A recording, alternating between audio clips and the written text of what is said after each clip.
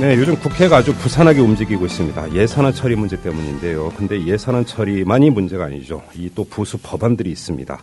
근데 또 여기서 관련돼 있는 것이 세법인데요. 지금 국회 기획재정위원회 산하 조세 소위가 꾸려져서 이 세법 조정 논의를 하고 있습니다. 그런데 이게 뇌관이 될 가능성이 많다 이런 이야기가 나오고 있는데 왜 이런 이야기가 나오느냐? 크게 두 가지 문제가 있기 때문입니다. 하나는 담배세 인상을 하자고 여당은 주장을 하고 있고요. 야당은 여기에 맞받아쳐서 법인세 인상하자 이렇게 지금 주장을 하고 있는데 과연 접점을 찾을 수 있겠느냐 이 문제가 하나 있고 또 한 가지가 이 종교인 과세 문제 이게 참 오래된 해묵은 난제인데요.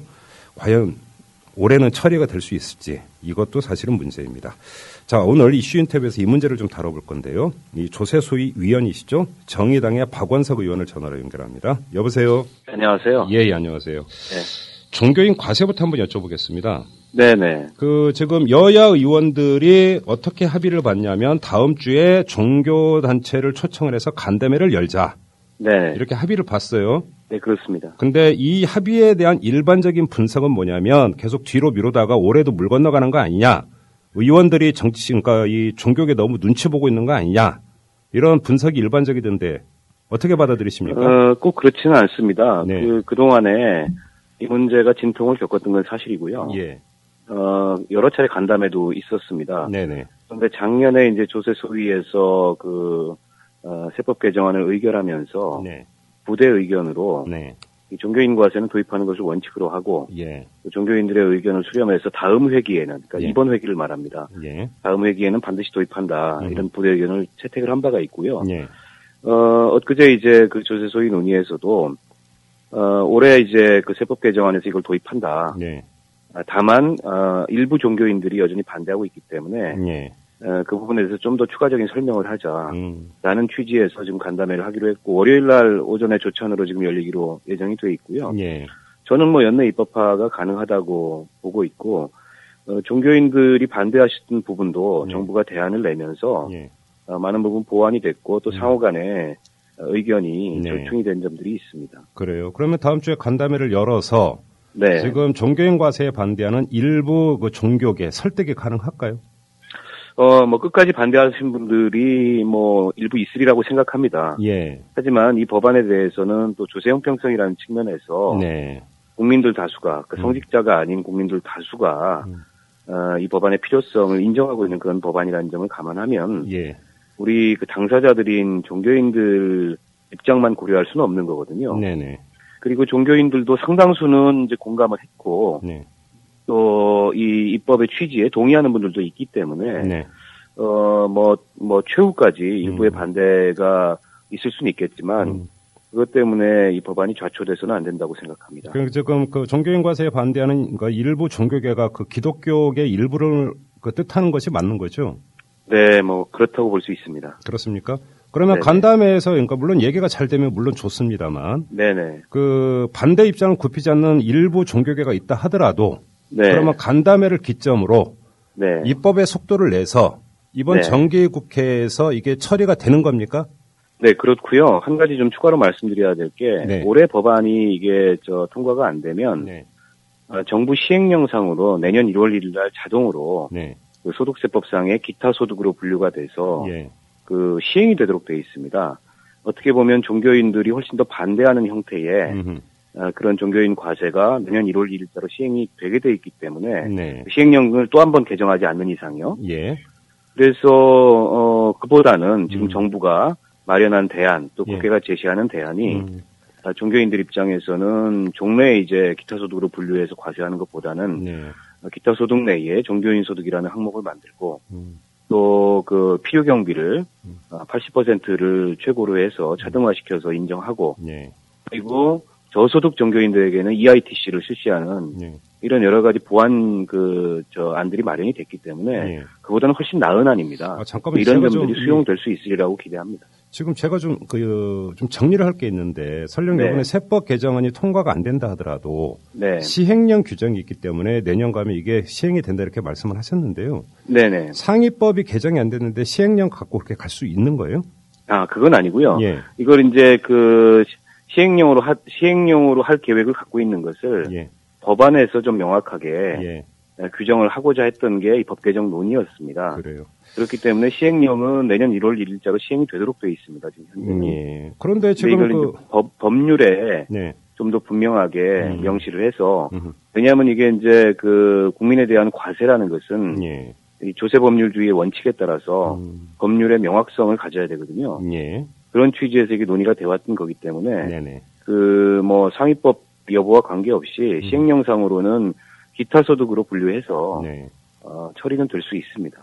알겠습니다. 좀 전에 지금 의원님께서 간략히 소개는 해주셨습니다만, 네네. 그 지금 종교인 과세 방안에 대해서 좀 얘기를 해야 될 것 같은데요. 네네. 이게 여러 번 지금 우여곡절을 겪어갖고, 네. 좀 간명하게 전달을 해드리면 지금 기획재정부가 그러니까 지금 시점으로 최근에 내놓은 안이 네. 소득세법상 기타 소득안에 종교인 소득 부분을 신설을 하고. 네네. 원천 징수하는 게 아니라 자진 신고 납부하도록 하고. 네네네. 그 다음에 그 세율은 그 필요 경비 80%를 인정을 하고 나머지에서 매기는 게 아니라 소득에 따라서 차등을 두고. 네네. 종교인 개인에 대한 세무조사는 불가능하도록 하고. 네네. 뭐 이런 거죠. 네, 그렇습니다. 자, 그런데 여기서 자진 신고 납부가 될까요? 그걸 세무조사도 불가능한 상태에서. 이게 이렇습니다. 지금 예. 원천징수라는 것은 소득세법상의 원천징수는 네. 그 임금을 지급하는 기관에서 네. 원천징수를 하는 겁니다. 그렇죠. 맞습니다. 그렇기 예. 때문에 이게 납세 협력 책임이 그 기관에 있는 것이죠. 네네, 맞습니다. 그러니까 종교 기관이 원천징수를 하는 것이 아니고 네. 종교인 개개인이 신고 납부하도록 하는 그런 제도로 대안을 마련했는데요. 네.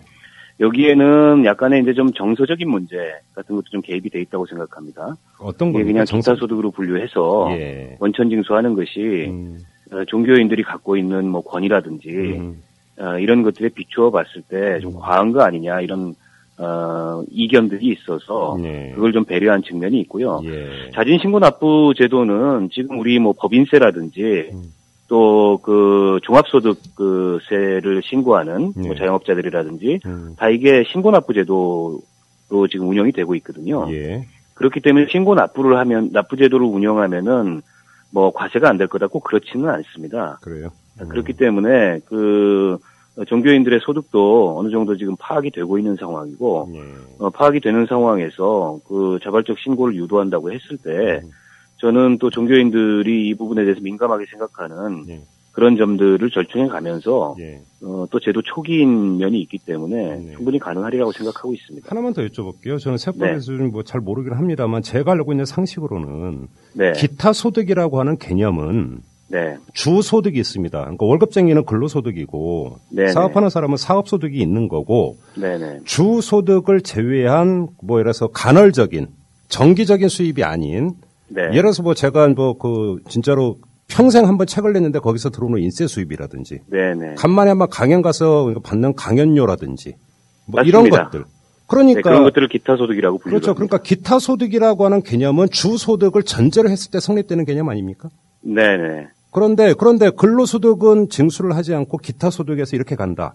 이걸 어떻게 이해를 할 수 있는 거예요? 근데 이 종교인들이 그 종교 활동을 통해서 종교 행사를 통해서 얻어지는 소득을 근로소득으로 보는 것도 약간은 논란이 있습니다. 있습니다. 네네. 그렇기 때문에 지금 현행 세법상 그렇다고 종교인 소득이라는 별도의 그 소득 항목을 신설하기는 또 과한 측면이 있거든요. 그렇기 때문에 현행 세법에서 여지가 있는 기타 소득에다가 그냥 기타 소득의 하나로 분류를 하기보다는 그 종교인들의 그런 이견들을 고려해서 종교인 소득이라는 그런 항목을 만들어서 이제 과세를 하겠다 이런 취지고요. 물론 이제 아주 엄격하게 이 사안을 보자면 우리 국민들 입장에서 다소는 좀 이해가 안 되는 면들도 충분히 저는 있을 거라고 생각합니다. 하지만 이게 오랫동안 진통을 겪었던 문제이고 일단은 제도를 시행하는 것이 중요하다는 측면에서 봐주셨으면 하는 생각이 있습니다. 알겠습니다. 아까 이제 징수 방안에 대해서 이렇게 쭉 설명을 해드렸는데 그건 기획재정부가 마련한 안이잖아요. 네, 그러니까 그럼 국회의원들은 기획재정부가 마련한 여기에 일체 손을 안 대는 겁니까? 국회에서도 기획재정부에서 만든 대안에 대해서 거의 의견이 모였습니다. 그게 이제 종교인들하고 여러 차례 간담회나 이런 걸 통해서 이견을 좁혀온 안이기 때문에 그 안을 존중하는 것이 현재로서는 이 제도가 시행되는데 필요하지 않을까 싶습니다. 알겠습니다. 자, 종교인 과세 문제는 그 정도로 하고요. 좀 담배세 얘기를 좀 해야 될 것 같은데. 네네. 지금 논의가 어디까지 진척이 돼 있습니까? 조세소위 안에서. 이제 첫 논의를 했고요. 네. 그동안에 뭐 언론 등을 통해서 워낙 쟁점들이 많이 알려졌기 때문에 네. 그런 쟁점들을 다시 한번 확인하는 과정이 있었고요. 네. 뭐 기본적인 입장은 담배값이 너무 싸고 네. 또 담배가 건강에 미치는 영향이 크기 때문에 예. 건강 증진 목적의 담배값 인상은 필요하다라는 점에는 별로 이견이 없습니다. 여야가. 예. 네네. 네. 다만 네. 이제 이견이 있는 점은 이게 이제 다른 세제들하고 좀 함께 봐야 될 측면이 있거든요. 예, 그렇죠. 왜냐하면 이제 담배세라는 건 간접세고 예.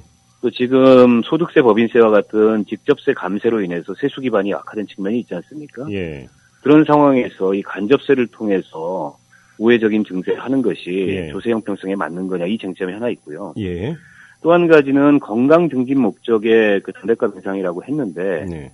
실은 지금 이번 담배값 인상안을 들여다보면 개별 소비세가 신설되면서 예. 오히려 세수 중대 목적이 더 부각된 측면이 있어요. 그렇죠. 그 점에 대해서는 여러 이견들이 있습니다. 아, 그렇습니까? 네. 예.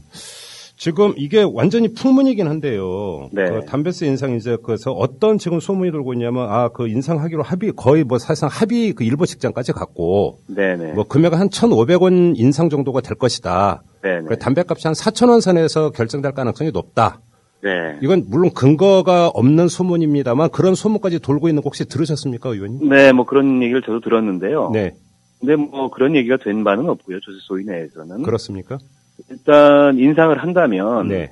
현행 2,000원 인상안이 뭐 국민들이 이렇게 수용하기 어려운 내지는 이 취지에 비추어서 네. 과한 그런 안은 아니라고 생각합니다. 다만 네.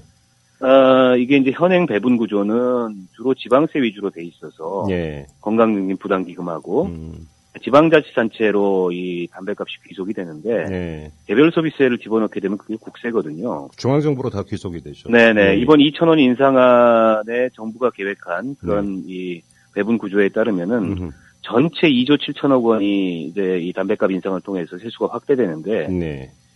그 중에 1조 7천억 원 정도를 국세 수입으로 가도록 돼 있습니다. 네. 그래서 이거는 기존 담배값 이 배분 구조에 비추어서도 맞지 않고 또 가뜩이나 지방자치단체들이 여러 가지 재정난에 봉착해 있는 점을 감안한다면 예. 개별 소비세를 포함하지 않고 예. 현행 배분 구조, 현행 가중치제로 예. 인상을 한다면 예. 건강 증진 목적이라는 그 목적에 비추어서도 부합하고 또 지방자치단체가 직면한 재정난을 해소한다는 측면에도 부합하는 그런 안이 될 수 있다고 저는 생각을 하고요. 네. 앞으로도 계속 그 점을 강조해 나갈 생각입니다. 그러면 개별 소비세 이거에 대해서 손만 본다면 포함을 네네. 안 시키거나 아니면 비중을 확 줄여버리거나 네네. 이렇게 한다면 2,000원 인상안은 받을 수도 있다. 저는 개인적으로 그렇게 생각하고 우리나라 그 성인 남성 흡연율이 예. 2000년대 초반 이후로 떨어지지 않고 있습니다. 예. 뿐만 아니라 뭐 암을 포함해서 각종 성인병에 이 담배가 미치는 영향이 굉장히 크고 예.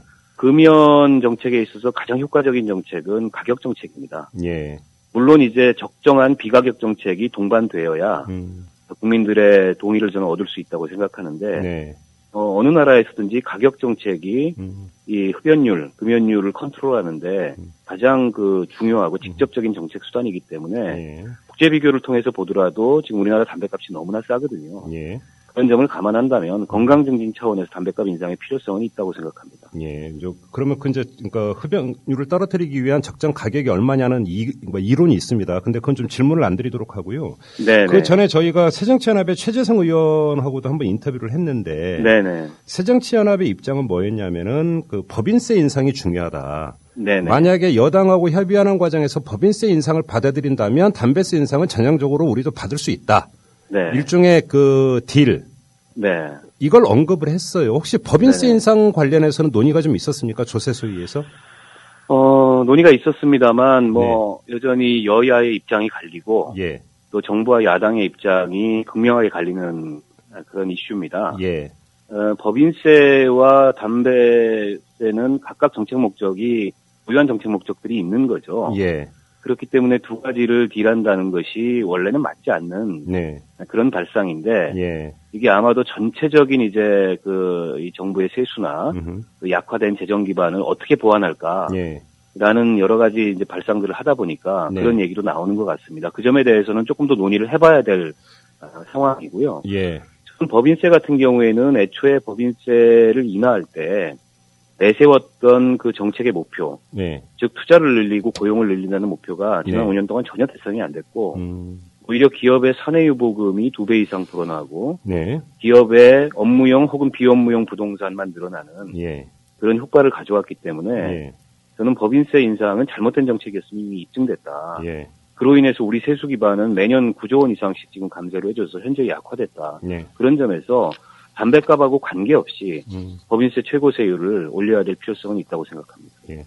그러면 지금 돌아가는 형편을 보면 정리를 하면 법인세 인상과 담배세 인상이 그 맞바꾸기로 그 귀착될 가능성은 별로 높지 않고 담배세 네. 인상과 관련해서 그 구성내역에 있어서 개별 소비세 문제만 조정이 된다면 담배값이 인상되는 네. 결국 이렇게 귀착될 가능성이 높다. 이렇게 정리를 해도 되겠네요. 예, 뭐 저는 어쨌든 현재로서는 그렇게 가야 된다고 생각하고 있습니다. 그럼 우리들 호주머니는 더 얇아지겠군요. 담배 피는 사람들 같은 경우는. 네네. 그렇죠. 알겠습니다. 자, 말씀 여기까지 듣죠. 고맙습니다. 네, 고맙습니다. 예.